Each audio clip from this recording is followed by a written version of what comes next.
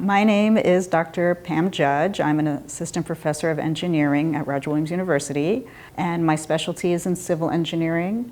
I focus predominantly on geotechnical engineering, which is the intersection of geology and the built environment. So anything from foundation design, retaining walls, erosion, landslides and earthquakes, all of that sort of falls under geotechnical engineering. So my particular interest in geotechnical engineering is with the study of soils and soil erosion.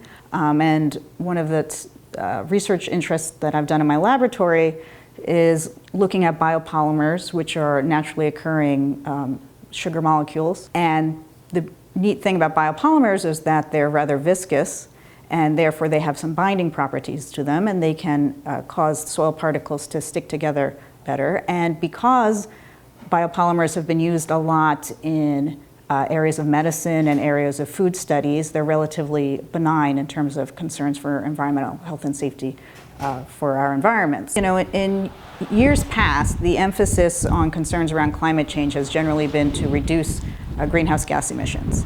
How can we build more fuel-efficient cars, and how can we go to electric vehicles and sort of prevent the greenhouse gas emissions? And that's still going on, and that's still very important. But I think that the shift that you're seeing currently in New England and worldwide is almost an acceptance that to some extent it's too little too late, and some amount of sea level rise is already occurring and will continue to occur.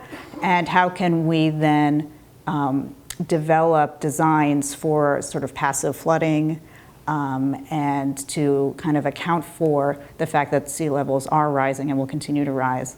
Invest in infrastructure. American Society of Civil Engineers would always encourage us to invest as soon as possible, because if you put off investing money into improving infrastructure, you only pay for it later. Problems don't get better with time. And if we can be proactive and think about the environment today and think about safety and needs of society today, it will benefit everyone in the long run.